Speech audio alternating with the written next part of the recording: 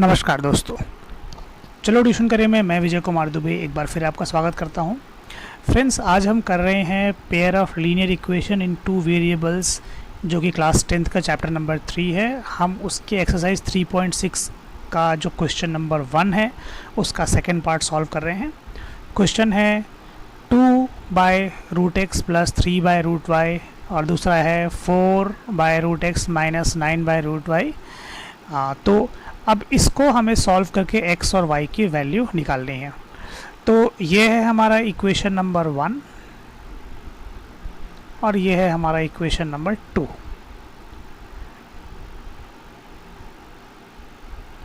तो जैसा कि आप जानते हैं, अभी तक आपने जितने भी क्वेश्चन किए होंगे उन सारे क्वेश्चन में आपने देखा होगा कि जो ये वेरिएबल वाला पोर्शन है वो न्यूमरेटर में होता है, लेकिन अगर ये वेरिएबल वाला पोर्शन डिनोमिनेटर में हो तो उसको सॉल्व करने का एक अलग तरीका है। वही तरीका हम आज इस क्वेश्चन में सीखेंगे। तो देखिए, आपके पास जो है डिनोमिनेटर में √x है, तो आप क्या कीजिए, लेट 1/√x, इसे आप अज्यूम कर लीजिए कि ये m है, और 1/√y इसे आप अज्यूम कर लीजिए कि ये n है। एक बार आपने इसे m और इसे n माना, अब आप क्या कीजिए कि इस इक्वेशन में 1/√x को आप रिप्लेस कर दीजिए m से और 1/√y को आप रिप्लेस कर दीजिए n से। तो देखिए,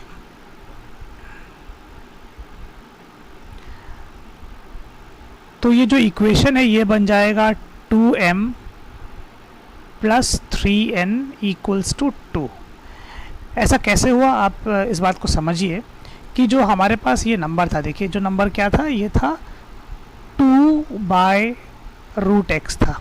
तो इसे हम ऐसे भी लिख सकते हैं 2 × 1/√x, और ये जो पूरा 1/√x है इसको तो आपने m अज्यूम किया था, तो इसको हम 2m भी लिख सकते हैं।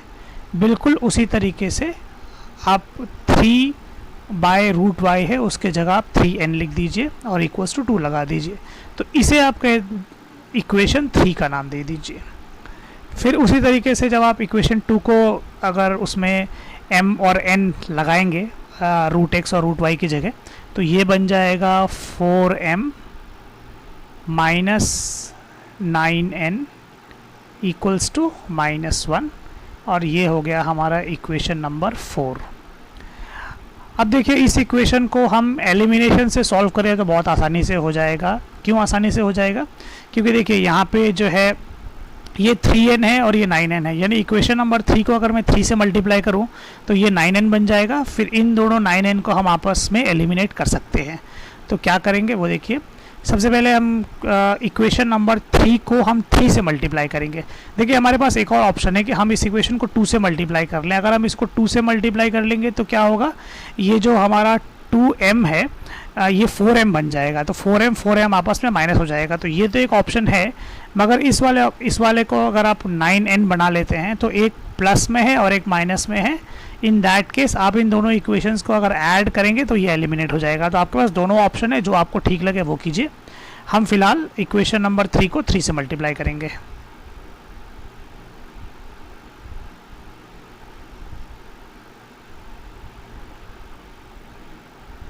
Multiplying equation 3 by 3 we get, तो जब आप उसको 3 से मल्टीप्लाई करेंगे तो 2m बन जाएगा 6m, 3n बन जाएगा 9n, और ये जो 2 है ये बन जाएगा 2 × 3 = 6, और इसे आप दे दीजिए इक्वेशन नंबर 5 का नाम। अब आप इक्वेशन नंबर 5 और इक्वेशन नंबर 6 को आपस में ऐड कर दीजिए। तो एक में है -9 और एक में है +9, तो ये एलिमिनेट हो जाएगा। आपको एक और जनरल रूल बता दूं, आप जिस पर्टिकुलर वेरिएबल को एलिमिनेट करना चाहते हैं हमेशा उनके साइन पे ध्यान दीजिए। अगर वो दोनों सेम साइन में है तब आप इक्वेशन को सब्ट्रैक्ट करेंगे, और जब वो दोनों ऑपोजिट साइन में है तो आप इक्वेशंस को ऐड करेंगे। फॉर एग्जांपल यहाँ देखिए, यहाँ पे ये 9n माइनस में है और ये 9n प्लस में है, तो दोनों के ऑपोजिट साइन है, तो इस केस में हम इक्वेशंस को ऐड करेंगे तो ये दोनों एलिमिनेट हो जाएंगे। लेकिन अगर दोनों में ही माइनस होता या दोनों में ही प्लस होता तो उस केस में हम इक्वेशंस को आपस में सब्ट्रैक्ट करते। तो इस वाले केस में हम इन दोनों इक्वेशन को ऐड करते हैं। Adding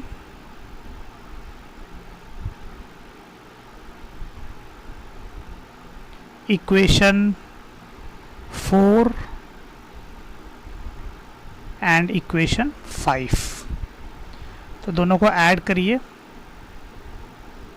4m minus 9n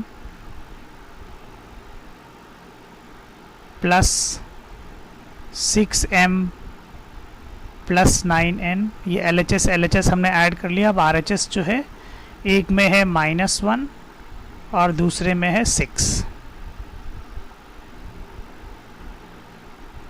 bracket open करेंगे, 4m minus 9n plus 6m plus 9n equals to, देखिए प्लस माइनस माइनस होता है, 6 में से 1 गया तो 5 बचा।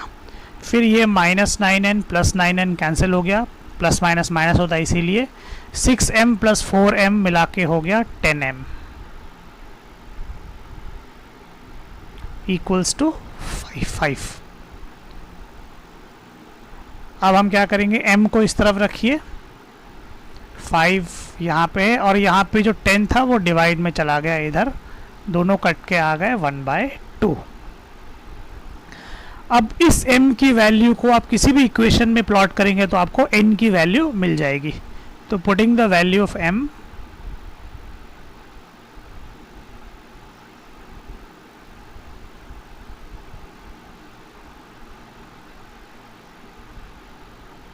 इन इक्वेशन, हम उसे इक्वेशन नंबर 3 में डाल देते हैं।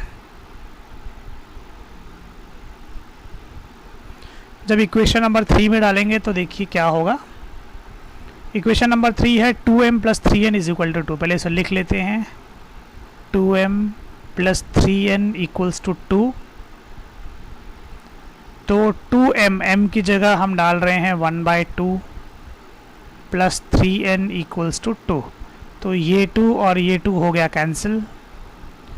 फिर 1 प्लस 3n इक्वल्स टू 2, ये +1 जो है वो इक्वल टू के दूसरी तरफ जाके -1 हो जाएगा।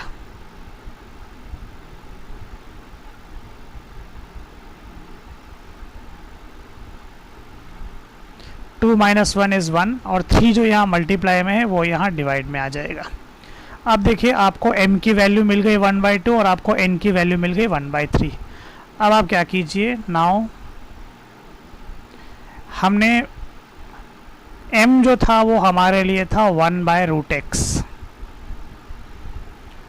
तो 1/√x क्या आया है हमारे लिए, मतलब m की वैल्यू 1/2 है, तो इसकी जगह हम लगा देंगे 1/2। फिर आप दोनों को क्रॉस मल्टीप्लाई करेंगे अगर,